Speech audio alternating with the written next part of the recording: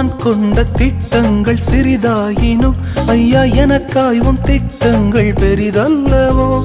நான் கொண்ட திட்டங்கள் சிறிதாயினும் ஐயா எனக்காய் உம் திட்டங்கள் பெரிதல்லவோ.